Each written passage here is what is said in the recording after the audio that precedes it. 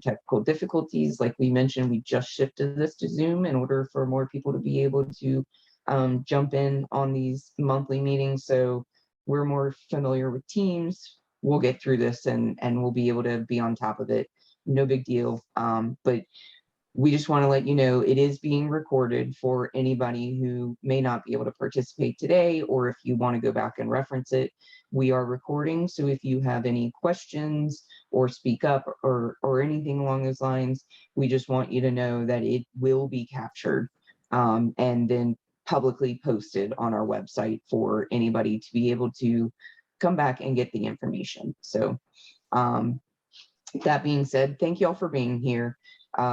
Today's open house is focused on Bidnet and the way that you are able to access Bidnet as a vendor, and how you download different solicitations you may be interested in, etc. So Sharonda has been working closely with Bidnet and making sure that the way we implement it is working correctly, the way that we have it for the vendors to be able to register is as seamless as possible.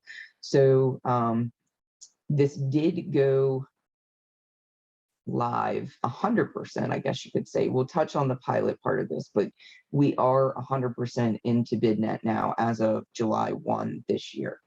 So Sharonda, I will pass it over to you to get into the details of this now. Okay, great. Thank you.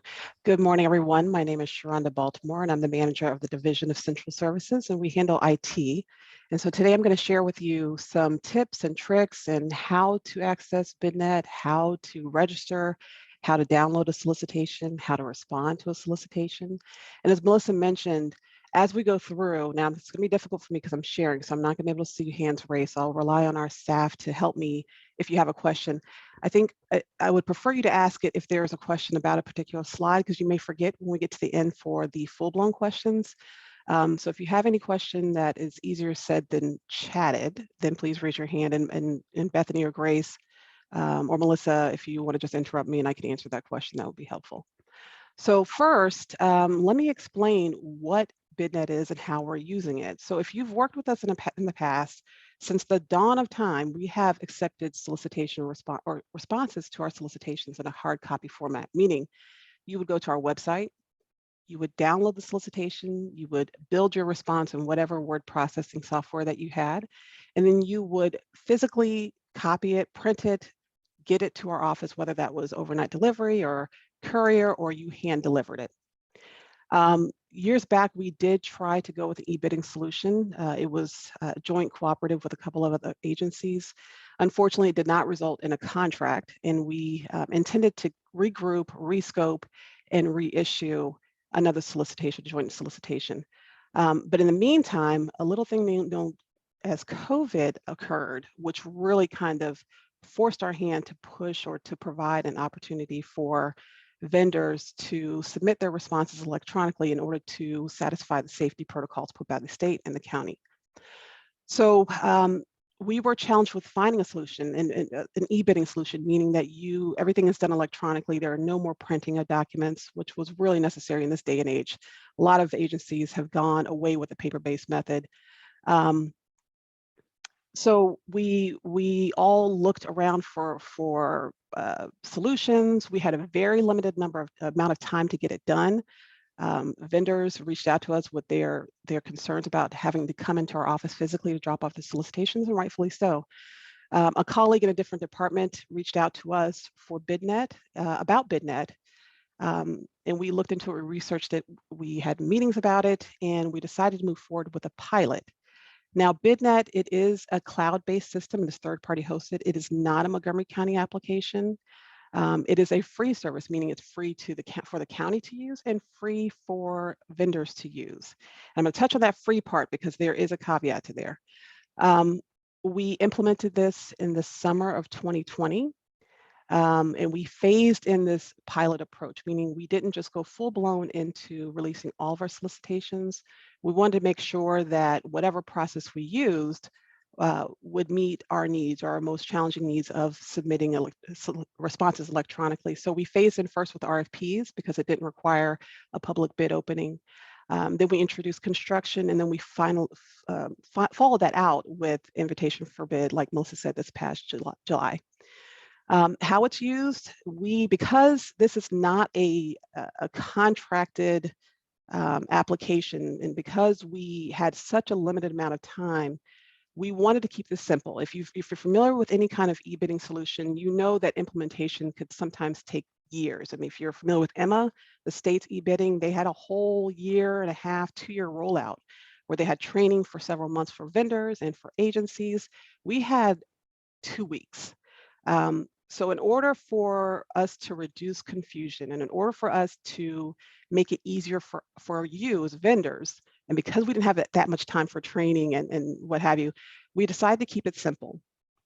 So for Bidnet, and we're going to go through this in a minute, we are mimicking the older method of how we receive responses, meaning you're going to go to a website and you're going to download your solicitation.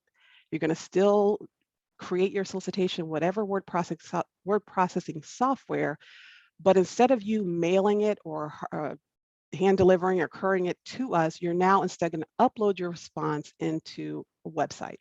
That's the difference. That's all it is. We're not asking you a bunch of questions in the system.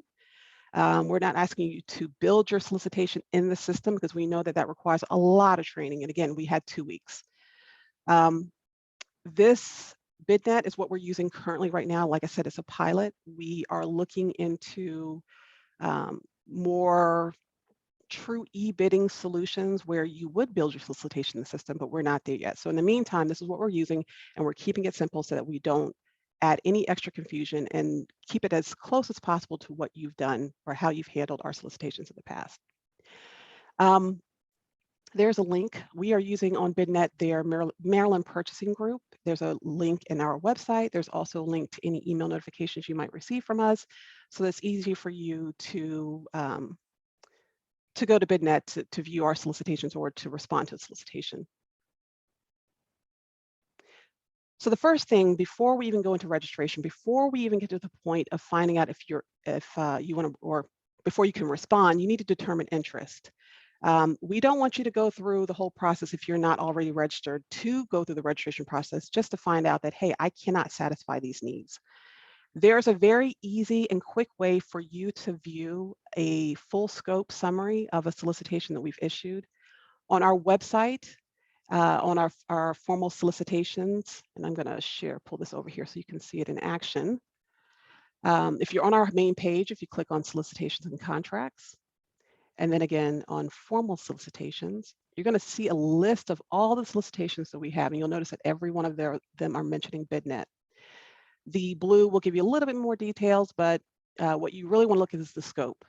It's going to do a pop-up where it's going to give you a general scope, but it allows you to download the full scope. And that could be 1 page, it could be 5 pages. I've seen some as long as 20 pages, but it's giving you a clearly defined scope or list of information that could help determine whether or not you're going to be even interested in responding to it. So I would recommend that you go there first. If you receive our email notifications because you're a CVRS vendor, we have updated the email to include a link to the scope to help you. But definitely visit our website first to determine interest if you have not yet already registered. Let's assume that you did, and let's assume that you are interested in responding and that you have not registered. I'm going to share the steps to register through here. I'm not going to go through the process because I've created so many that I think I've maxed out of the email addresses I have available, but the steps here will walk you through the process of registration, and this slide deck will be available to you after the meeting is over. But from our Maryland Purchasing Group page, there is an orange Register Now button in the lower right-hand corner. When you click that, you're going to be taken to a package selection. This is the first step in registering, and this is where it's going to be really important for you to pay attention to the options that are available to you. At no point will Montgomery County request or require you to pay for a package for our county solicitations advertised on Bidnet. We do not ask you to pay for it. You can get everything under the limited option. You will not get any added benefit by buying a package for Montgomery County bids.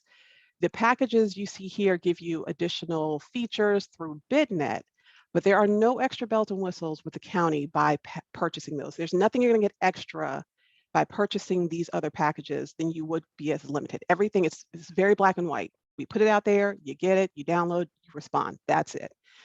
If you would like to purchase a package, you're more than welcome to do so. But again, you do not have to do this for Montgomery County solicitations. This is their fee structure because it's at no cost to agencies, and it's at no cost to vendors if they choose to do so. They provide this package to help them recuperate some costs. And some people do, but you do not have to do this for Montgomery County solicitations. So you'll select the limited options. You're going to hit save and continue. After doing so, you're now advanced to the second piece where you're entering your personal information. You want to be very accurate with your information, your name, your company's name as you're registered, your phone number, and an accurate email address. It's very important that that's accurate because you're going to get a confirmation to activate your account. So just make sure that's correct. Give yourself a password. And very important, there's a toggle that is automatically turned on where it says added $64.95. That's another step that Bidnet does to make sure, hey, maybe you didn't realize, but there is an added benefit for being a paid Bidnet subscriber. You do not, again, need to do this for Montgomery County solicitations. Make sure you toggle that off. It's green by default. Turn it off. It'll be gray. This will now change. I will direct you on the right-hand side. It gives you a list of what your prices are going to be. Just make sure that's set to 0 by turning that off. When you hit save and continue, you'll get a confirmation on your screen, and then you will get an email confirmation. That email that you entered, that's what you're going to use to check and activate your account. When you click the link, it's going to take you to a page to activate, and it's going to ask you for your username, enter your email address. I don't know why they do that, but they do, and I'll send them an email later to, because it's kind of confusing, but your username is your email address. Just enter that in, enter your password, and then once you do that, there's one final step that you need to complete, and this is your company profile. So there are 4 pieces to this. You have your organization name, you've got your address, your contact information, and then if you go down the line, I don't have screenshots for every single one of these, but it asks you for information about your company, and then category selection are commodity codes that are associated with your organization. And just like if you were registering on CVRS, we recommend that you put any and all there so you get notified of not just Montgomery County solicitations, but also other agencies if you're interested. Additional information on number 4, there's one answer where they're asking for your W-9. You do not need to upload your W-9 to complete your registration. Just want you to know that. And at the very end, you'll have a confirmation. And once you get that confirmation, you are set to go. So now you have registered, and now you are ready to view county solicitations. I do have several slides that are going to go through the process, but I thought it would be better to actually walk you through this together. So I'm going to pull over my browser, and we're going to walk through an instance of downloading and viewing, downloading and responding to a solicitation. So again, you expressed your interest, you registered, now you're ready to respond. So let's just assume I'm going to grab one. You're going to select from let me go back. From our county bid opportunities, you're going to click on the title, which is going to take you to the details. And it must have been a minute since I've logged in. Bear with me one second. Okay.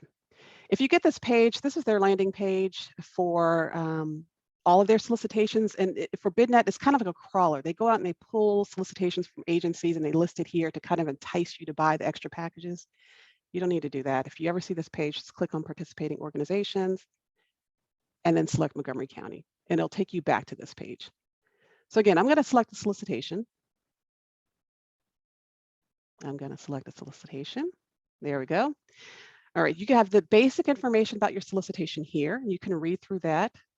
All the information, at least the general information in order for you to respond is here.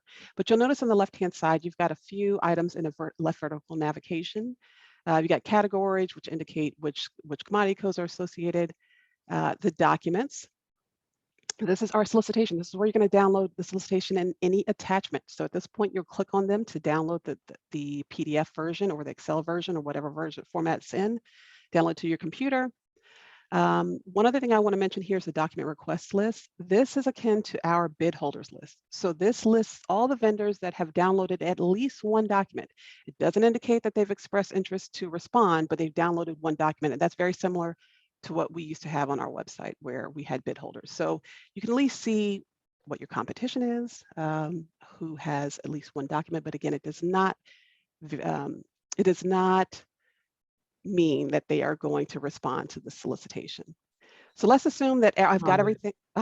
Real quick, Sure. sorry, before you get too far into this, I just noticed a thing that goes back to the registration. Somebody asked, how can a vendor check to see if they are already registered? So you walk through all the registration process, but if they've already done that and gone through all those different steps, how can they confirm? So if you're not sure, when you go to register, and it may not let me do this without logging out, if you enter your email address, and if you don't know if your company's registered through someone else, you can always call Bidnet. There is a little help sign or a little question mark on all the pages that will provide customer support. They are very responsive, and they will answer your call through normal business hours, which I believe are 9 to 5:30. But if you call that number, they will help you to at least determine whether or not your organization has a profile. Then you'd have to work with that individual that has signed up because it's based on their email address and login, but at least you can find out if it exists. Thank you. Okay, good question. So we've downloaded the documents. We are ready to respond. This is going to, we can address all the needs and we are very interested. The first thing I'm going to ask you to do is to click this follow button. This is their method to allow you to be notified of amendments. Now, on our website, we always say that it is the responsibility of the vendors to check our website for amendments. That holds true, even though it's here in Bidnet. But you want to do yourself a service by using all the tools available to you. We, as a courtesy, will notify you of amendments, but still please check our websites. But if you follow, you'll be notified of any amendment that we post through Bidnet. So definitely follow. And then once you do that, you're going to place your bid. It's very simple. You're going to hit place bid here, and it's just going to confirm. Do you want to place a bid? Continue. There's no need for you to tell us you don't want to bid. If you don't want to bid, you don't want to bid. We don't need to know that. So avoid that at all costs. Just place a new bid, hit continue. And it is very simple. This is made up of 3 sections. You have your proposal, you have your submission, you have your confirmation. And when I tell you it's easy, it is easy. I'm not asking you a bunch of questions on here. I'm not asking what's your annual revenue. I'm not asking if you're a minority vendor through the system. I'm not asking you any questions other than to request the uploaded documents. The one thing I will say is that, and this is where I need to, and we'll talk about it a little bit later as well, but because we're not asking all of this, we do recommend that you submit your responses as timely as possible. You'll notice in the upper right-hand corner, time left to bid. You've got 28 days, 5 hours, 37 minutes. Of course, it's counting down. When you start getting to the point where you've got 10 minutes left and 5 minutes left, so many errors can occur because now you're rushing. We always recommend, and if you've ever sat in our pre-submission conferences or pre-bid meetings, we always tell you, don't wait to the last minute. We've had instances where vendors did not, and they waited to the last 5 minutes and they could not submit their solicitation because everything in Bidnet locks down. When this gets to 0, this turns red, the buttons go away, everything just stops. And we cannot accept your solicitation. Even if you email it to us, we will not accept it. We will not acknowledge it. We cannot accept anything after the time has passed. So please do yourself a favor and submit as early as possible. I'll also share with you how to withdraw your bid if you need to make any corrections, but definitely submit early as possible. Okay, so back to this page. There are several envelopes where we're requiring information, and it's based on solicitation type. So this is a proposal. So our proposals, we ask for a few things. We've got the offer, proposal, and pricing. We've got any amendments. We have an MFD performance plan and a wage requirements form. They always tack on additional documents, but there's no need for you to add anything here. Just ignore it. There are 3 required forms, and it'll tell you when you get towards the end if you haven't done it. I'm going to show you an example of that in a second. Amendments, this is optional as indicated here. However, if we have any amendments, and because I can't guarantee we'll have one, it's always set to optional. If we have any amendments, you definitely need to upload your acknowledgement of that amendment into this folder. So all you're going to do is drag and drop. You're going to drag from, oops, hold on, I just lost that. I'm going to drag from my desktop to satisfy these requirements. So I built my proposal and I'm ready to drop it here. So I'm going to just drag and drop it here. And now you see that I have the proposal. If your proposal is made up of multiple items, you can add one, you can add many. The only caveat is there is a max size per file of 500 megs. So you can have 10 500 meg files, but each one cannot be greater than 500 megs. So we also have a required folder, the MFD performance plan. So I'm going to drop that in here. I think I may have dropped the wrong one. I sure did. Let me delete that. This is my actual performance plan, and I dropped in the wrong folder. That's another thing to mention. If you please take care to look at the folders that you're dropping it in. Don't do what I did. Make sure you're dropping the correct file in the correct folder. So let me delete this because that is not the proposal and pricing. This is my proposal and pricing. Definitely review your documents that you uploaded. I'm going to come down here because we have no amendments. I am going to upload my performance plan, my MFD performance plan. So I'm going to drop that here. And I'm verifying that that's here. I'm going to skip the wage, even though that's required. I'm going to skip that so I can show you how this works if you forget something. And this is another reason why you don't want to wait to the last minute, because you cannot completely submit your bid until every required folder has been satisfied with some type of document. You'll notice at the top that we have a status set of bid not submitted. Always keep your eye on that. That does change based on where you are in the process. It does remind you of the closing date and, of course, how much time you have left. So now I'm going to hit next because I think I've uploaded everything I need to, but we'll find out in a second that I didn't. Don't worry about pricing. That should be in your proposal here. So you shouldn't have to worry about pricing. That's your entire proposal. And again, remember, you are building your response in your word processing software. You're going to convert it to PDF, ideally, and then you're going to upload it here. So next, yep, I got my pricing in my documents. I'm going to hit next. And then we have the attestation, the authentication at the end. Does this bid contain exceptions? I know the county does not accept exceptions, or at least I believe they don't. And the manager, if I'm speaking out of line, let me know, just chime in. And then you have to enter your information here to authenticate that you are who you say you are. So your full name as it is displayed in your account and your password. Okay, and then I'm going to submit my bid. Now I've got an error because it's telling me that I have a bid creation error here. Please correct the error before submitting the bid. I'm going to go to step 1 because that's where the error is occurring. I'm going to hit OK. And it's taking me here. So the wage requirements form is missing. That is a required form. So I'm going to come back down to wage and I'm going to drop in my wage form. I'm going to verify that that is the correct form, and it should be. I'm going to hit next and then next again. I'm going to do the same thing. I'm just going to put my full name in, my password, and I'm going to submit the bid. You get a confirmation indicating that it's going to be active and you're submitting. I'm going to hit yes. And now you get a confirmation of what you submitted. You can download a PDF version of the confirmation for your records if you need to do so. No need to call us. If you get this, then you've confirmed that you've submitted your solicitation. You'll also notice in the upper right-hand corner that the bid is submitted. The countdown goes away because, of course, you've already submitted. There's no need to tell you or inform you of the countdown. But that is your confirmation that you successfully submitted your bid or proposal. And let's just say that you realized that you made an error and you need to withdraw to correct that error to resubmit. If you go to our list of solicitations and bid management, you'll see what you have submitted into the system. And right here, this is what I just submitted for the cost allocation plan and performance management. The 3 dots, if you click there, there's an option withdrawal. Now you can of course view it if you need to, if you want to confirm what you have. But if you click withdraw, you're going to have to again authenticate yourself. So you're going to enter your name and your password and click withdraw the bid. As with everything, you're going to get a confirmation.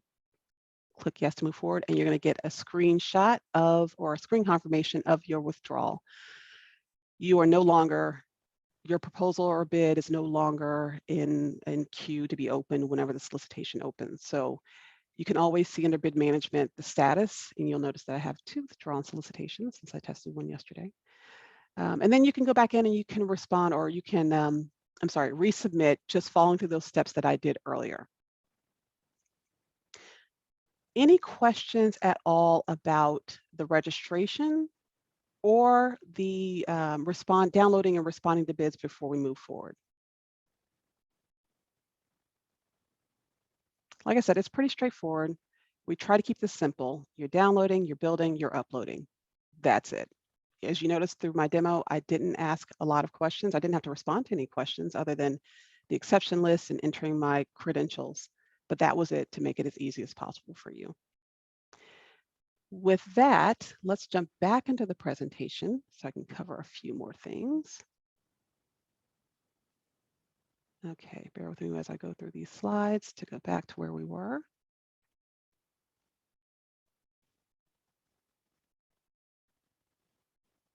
Okay. All right. So this is where we're going to go through a few tips to help you as you're building your proposal or bid. There are a lot of things that will help you to be more successful, and we're going to share those tips with you and some things that'll help you. So at this point, Melissa, did you want to jump in, and then I can go into the next slide? Yes, I can. All right, so some do's and don'ts to being successful on any submission for any IFPs or RFPs is make sure you read the solicitation submission requirements completely and that you provide all mandatory information. If it is not done, one, like she showed you, you will also get notification that something has not been provided. And 2, if you feel as though you have uploaded stuff into the right place, but it is not complete, not filled out, not the correct item, etc., then there's potential that you can be considered non-responsive because there are certain requirements that must be submitted at the time of bid or at the time of closing. So please make sure you read through that and what the expectations are. Submit it timely. Like she mentioned, don't wait till the last minute, just in case there's something that comes up and you didn't realize you needed something and it's requiring it. Don't wait till the last minute, because once it is closed, like Bidnet shuts it down, just like we would have done if we were opening up paper submissions. Like that timeline is the timeline, and that's the date and time that it will close, and there is no going back. Make sure that you try to attend all of the pre-submission conferences, pre-bid meetings, because that will assist you with any information that you aren't clear on for the solicitation itself. You can ask your questions, you can get clarification. You know, if there are questions they can't answer at those conferences or meetings, then, you know, there can be solicitation amendments that follow it up with the answers. So, you know, between making sure you read the solicitation itself for all of the submission requirements and also attending as many things as you can to get as much information as you can is always in the definitely do, because that will help you be successful. Again, don't wait till the last few minutes. And don't make assumptions regarding a solicitation response. Again, that goes back to do everything you can prior to the time and date for closing. If you have questions, ask. If you have, you know, if you need clarification of something, ask. You know, if something doesn't make sense and you want to make sure that you bring it to our attention, then bring it to our attention, but don't wait till the last minute, and don't assume that everything's going to be covered or everything's right or clear or whatever. If you have any possible concerns, take care of it beforehand. All right, next slide. So reviewing contract documents. For assistance in how you can potentially build or respond to something, you can always go back and refer to people who have been successful in the past. So you can use the county's contract search engine. The website is right here. It's Data Montgomery. and you can see if there may already be a contract for the same or similar services in place now, and maybe this is just a resolicit of that same one. That being the case, you'd be able to go back and you could have access to, you know, to what that person did in order to get their, to be successful on their end, what the prices previously were, what the information was. But there's caveats, especially on the RFP side, which Sharonda, I will toss it to you to give some details on that. Yes, so it's really clear that we make this, it's really important that I make this clear. So that link that I'm listing here to our Data Montgomery contract search engine, you're going to notice that there's a column to allow you to download documents. By design, we do not release everything. Actually, the only thing we release are IFB contracts. Everything else could contain proprietary information or sensitive or confidential information. So it's not immediately released. However, you can submit a Maryland Public Information Act. The email is there. That actually I manage as well, among other things. But you can request a copy of that contract. Now, some things that are considered confidential is pricing when it comes to RFPs. They're usually redacted. So if you're looking for line items on an RFP, just know that that's pretty much going to be redacted. If you want to see their proposal, you can do that. If you want to look at a proposal that was a winning vendor, you can request that under MPIA. There is a process that's involved with that. By the law, we have 30 days to respond. So if there's a solicitation out in the street, you want to get your request in as early as possible. The process is that anytime anyone asks for any information pertaining to a contract or proposal, I have to reach out to that vendor to allow them to redact. And their redactions are then further reviewed by our county attorney to make sure they didn't overstep their redaction authority and to make sure that everything that should be redacted is. So that's why we need the 30 days, because it does take quite a bit of time to make sure that we're not disclosing information that should not be disclosed. I will mention that there is a fee for time spent preparing the documents for over 2 hours. That usually resides with our county attorney because they take so much time looking over proposals. I believe the last estimate was $69 per hour, anything over 2 hours. So just consider that. So if you're looking for like all the proposals that MCATs submitted, and there were 47, just know that there's going to be a hefty fee with that. Just keep that in mind when you're requesting your MPIAs. And that is it as far as I have on there. So let's go into the next section, the next tip that will help you. This is responding to county or reviewing or responding or understanding county timelines. So let's say that the solicitation we just issued or we just submitted that I withdrew from, but you submitted, you want to see or get an estimate of when this particular contract will be executed, because you're trying to prepare, you're trying to make sure you have resources in place, which is understandable. We have what's known as a solicitation tracker.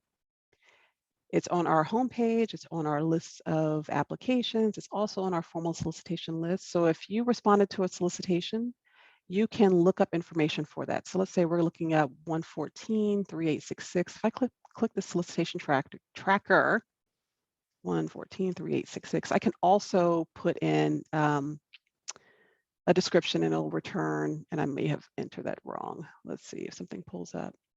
Okay, no, I did it right. You can also enter a description of a solicitation, and this is not just active solicitations. It's anything that we've issued in the past 7 years. So you can look at items coming from history. It's going to include things that may not necessarily be advertised yet, and we'll show you another resource you can use for that to see what's coming down the pipeline. But in short, what you have here is that solicitations anticipated anticipated timelines for certain milestones. So it was issued on September 15th. It is still being advertised, obviously, because I pulled the number from our active solicitation listing. But we estimate that it will close on October 21st. You can also see when we get to each step when that's going to be completed. It's supposed to, and I may have to reach out to our technology department, it's supposed to list a date of the estimated completion. So I'll get that changed because it's supposed to show you so you can at least understand when we expect that contract to be executed. So I'll get some information, eyes on that so we can update, but this is where you're going to go for a timeline of our solicitations. You're going to have the description, which you already know about, or if you didn't, you can see it here. You've got the email or the name of the department contact and the procurement specialist that's tied to that in case you have any questions about the solicitation. And that is our tracker. Are there any, we're constantly updating it, which is why I believe that this is missing, because we're adding a link to solicitation, we're adding the links to the proposed awardees should they occur, when they occur, I should say, and link to the contract listing, not necessarily the contract documents, because again, we don't list or we don't provide all contract documents, but we are in the process of updating this app. It's been live for, I believe, 3 years now. It's used quite heavily. So it's a great resource, a great tool for you if you're looking for information about a solicitation that you're interested in. Another tool, before I throw this back to Melissa, had mentioned the forecasting or the solicitations that have not yet been advertised. On our formal solicitation page, we have a solicitation projections. And this will list solicitations that are coming down the pipeline, like what's going to happen. And this is really helpful if you see something that is of interest to you and you want to help build your proposal or you want to help build your bid. Look for this information, do a search, and this is all listed here. So what I'm sharing with you now is all in these steps here. You're going to search our contract search engine, see if an existing contract is in place, put in an MPIA request for that information. Because now you're not under the gun because our solicitations are advertised normally for 30 days. You've got a little bit of time because we're expecting this to be issued winter 2022 and so forth. You'll see them all here. And there are some parameters you can select to kind of really filter these records so you're only seeing what you're interested in seeing. And then it can also help you set up your vendor registration records to indicate the commodity codes that are associated here so that you are notified by either the county or Bidnet. So it's a really great resource tool. And all that I just explained is here. So I may have gone over that a little quickly, but you can read this here at your leisure. And again, that's on our website under solicitations and contracts and formal solicitations projections. So those are two really great tools, the tracker and projections, and of course our contract search engine, which you can get to from here. So again, solicitations and contracts, contract search, and then you can use your filter. You can apply filters. You can just do a general search under the data set and get access to some of our documents, not all of them, but at least it gives you a tabular view of our contracting data. Okay, so with that, I'm going to turn it back to Melissa to finish us out and then open up for any general questions. All right, here we go. So contacts for questions. There are a handful of different people involved in the overall solicitation process. So knowing who to go to for what piece of it is crucial. For the solicitation scope and anything that's technically related to the work or goods that are being procured, that would be in the department. So there's always going to be a department representative identified in the solicitation, typically as a contract administrator, but it may be somebody else noted in there more specifically for technical things. So there will be somebody listed at all times in every solicitation from the department.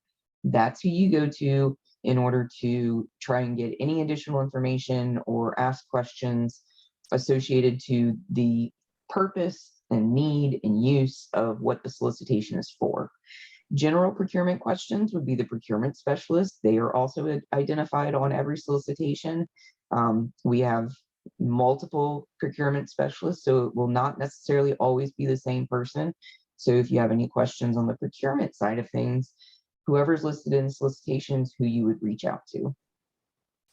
Then for our socioeconomic programs, for the MFD program, it would be Alvin Boss. His email is provided. And for any of the local business programs, whether it's local business preference, local small business, etc., it would be Michael Brown. Again, his email is also provided. And then wage requirements law would be Carrie Albright, and her email is provided. So now that we're utilizing Bidnet, any additional assistance you need on that end of, how to get to the information, if you run across registration problems or anything, that is out of our hands. You must reach out to Bidnet, and they're good with their customer service, so they can walk you through any issues that you may have, or where you might have hiccups. But that's where you would go for the technical assistance maneuvering through that website. And then here are some helpful websites for you. It's our basic procurement website, which has a ton of resources. The ones that Sharonda just walked through are just a couple of many that are beneficial to you. The Bidnet Maryland Purchasing Group, where you can find our information of what's posted. Vendor resources, that's also something within our procurement website, but it's a specific vendor resource page.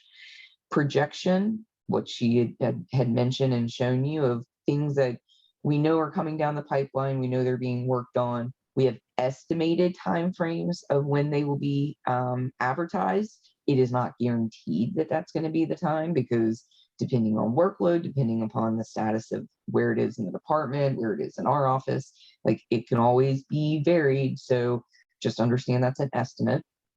You can subscribe to our weekly business newsletter. So that is another opportunity to receive information from our office. And then we have these monthly virtual open houses, always the third Wednesday, always from 10 a.m. to 11 a.m. We actually, this year, we started the process of having a full calendar schedule set up so that you can see what we intend on covering each of those months. We are shifting back and forth between the operations division and the business relation and compliance division, so that we can touch base on more things and more in-depth review or overview. And then, excuse me, then this is a contact information for each of the managers in the different divisions. So procurement operations, I'm the division chief for operations, so my information is there. Procurement, business relations, and compliance, Grace Deno is the division chief for that division. And then for central services division, it's Sharonda Baltimore. Again, she went over all of this stuff for you, but she also covers the IT, HR, budget. It's more of the internal side of things, but she assists with making sure that all of our automation and our processes through the IT realm are running smoothly. So if there's ever any issues with that, and also she handles the MPIA requests. And that being said, we are now at a part of general questions, whether it's related to this specific topic on Bidnet and how you maneuver through the process, or if you have any other general procurement questions, we are happy to answer. We have a bunch of our different buyers on the meeting today also. So if there's anything in particular that comes up that they can jump in and help out with, we're here to provide additional assistance for the next 13 minutes. I have a question. Okay. I got to the meeting a little late, so I apologize. The MCIPCC.net site, is that being replaced by Bidnet for you all, or did I miss the conversation about the central vendor registration site? No, it's not being replaced. That is still the avenue that any vendors have to go through in order to register with the county. Bidnet is simply replacing the previous way that people received and then submitted bids. Previously, it was done the avenue in which you would go to get the information for a solicitation was just posted on our website, and then everybody would have to submit paper copies or paper originals to our office for when the date and closing time. But when COVID happened and everybody was pushed into the technological and go paperless, we were already in that direction, but it forced our hand a little bit faster. So we had piloted and worked through using Bidnet in order to make things more efficient, make people more comfortable, and therefore taking away the paper requirement of submitting a bid or proposal. And as of July 1st this year, we piloted it for 2 years, and then because we walked through different IFBs and RFPs and everything like that, we made sure that all the processes were working correctly. We tested it. We got comfortable with it, and as of July 1st this year, that is replacing just paper submission. So it replaces where you go to download the information and where you go to submit your information. It does not, this has nothing to do with registration with the county to do business. It's just a solicitation process. Thank you. Mhm. This is Chris Whiteside from Astound. Thank you very much for having this call today. As a follow-up to your last point, how would we check to see if my company has been registered? I mean, I think we are doing business with you today, but how would we check to make sure that we are registered through Montgomery, the county? Okay, so not Bidnet, but your question was relative to actual registration with the county. Well, actually both, because I think both could have impact to, what we're trying to accomplish. So I wanted to ask also about the Montgomery County piece as well. Okay. So Sharonda mentioned earlier one of the things, or Sharonda, do you want to cover the thing for Bidnet real quick, just to make sure that that's clarified? Yes. I think Bidnet, I'm sorry, go ahead. I thought No, you're Bidnet was fine. clear. Okay. Because you said to call them and they're very responsive. Mhm. Okay. So on the side of registering with the county, Sharonda, I think you may have a little bit more insight into detail on this as Yeah, well. sure. So I'm going to share my screen. Hopefully you can see it now. If you're on CVRS's website, mcipcc.net, there's a search tool to allow you to search on the left-hand side. You can search for any business by company name or commodity, but in this case, you're going to select by company name. I will say that when you go to search, just be very generic with your search. Do it contains. I'm not sure the name of your company, sir. I can search now while I'm here if you want. Otherwise, I can show a generic. Yeah, it's Astound, ASTOUND. Okay, so let's see if you're in here. I'm going to hit go. No vendor on file with that name. But if you would like to register, it's very easy. Easy enough process. You're going to click this registration button and you're going to follow the prompts. There are a couple screens here which require updates of information that I don't have because I'm not a company with a W-9. But you would just follow the prompts and indicate at the end which agencies. So one of the things about CVRS is that it's a multi-agency vendor registration system. It's not just used by Montgomery County, but by the schools and college and HOC, Housing Opportunities Commission. So at the end, you can indicate which vendor or which organization you'd like to be vendors with, but just make sure you select Montgomery County. And that will complete the process. And I will say the same thing here that I said with Bidnet. When you first register, that you're going to be asked for one commodity code right here. You just need one, but you got to provide one. And some people think that satisfies the requirements.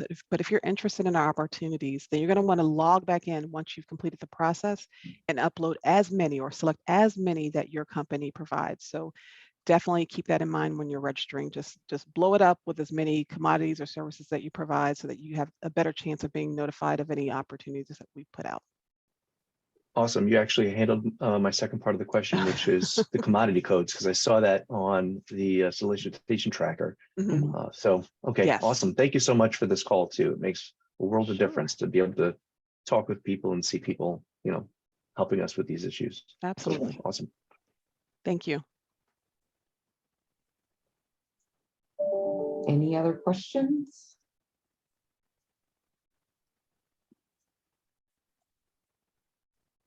All right. Go ahead. Sorry. I did have one question in regards to, as a new business, do you all have like information sessions individually with business owners outside of the type of forum like this, where you can kind of have a conversation to get an idea of how you all are operating answer more questions so that way, we can navigate a little bit better the portals and such. Sure. Grace, I don't know if you want to touch on this one on the business relations side, and I would imagine there's the other part of the economic development group, I believe, but I think this falls in. Yeah, sure. Yeah, so you can contact us and we provide one-on-one consulting. If you are local small business, then contact Michael Brown. If you are minority-owned business, wanting to know about the certification and what kind of opportunities are there for minority-owned businesses, Alvin Boss is the program specialist. And if you just want to know generic things, you can also contact me to figure out if the county buys what you sell and which department buys it. We can navigate through helping you with that too. And also there's another resource in the county. We do have a small business navigator. If you are a local business in Montgomery County and you just want to know even more generic resources, what is the county providing for our local businesses, not only just for procurement, but there are other resources. Nadia will be able to help you too. So we did have some contact information toward the back of the deck. You can refer to those, and I can put our email addresses in the chat for you to contact us. Thank you. That's helpful. Thank you. I'm sorry, I had one more question. This is Chris from Stone. So I was able to find my company under one of our older company names. And, we have a few folks that might have their hand in this particular initiative. Is it only one contact per company? Or can you have maybe sub-levels of contacts at a firm or a vendor? And then as a follow-up, how would we go about checking that commodity list to make sure that we are throwing that net really, really wide? Chris, do you have the answer to the multiple contacts? I'm not familiar enough with, CVRS to know whether or not they accept multiple. I do know that when you log in with your username and password, and since it's not using an email, that user ID could be shared so that anyone can log in. Okay. That's where you're going to go to assign or add additional commodity codes. So it's like a VIN number. It's a combination of letters and numbers for your username, and then your password. And then once you log in, it's gonna group the sections of your vendor registration record, and one of them is for commodity codes, or it may be called business class. I can't recall if it's business classification. Grace, I don't know if you know off the top of your head, but you can add multiple commodity codes that way. But do you know if they allow for multiple contacts at a company? I believe that one company can register with multiple sites. For example, if you have different office locations, you can put more than one location there, and then have a contact for each place. I am not 100% sure if you can have multiple contacts in one place. When we do our search, or anybody does the search, the result will pull up only that one main contact you have. But I think when you are registering, there is a possibility for you to put more people's name down. But in case if the person who registered for your company has left and you did not have the password, so as long as you can search and you found your company name, you can contact the system. If you are on CVRS, there is on the left-hand side a chat box where you can get their technical support. They probably will ask you to identify, matching that you are that company, and just tell them the registered person has left and you need the password for that account. Okay, that was awesome, because I think that might be my situation. I'm sorry to air our dirty laundry here on this call, but absolutely I'll have to look at. That happens, so okay, not awesome. a problem. Thank you.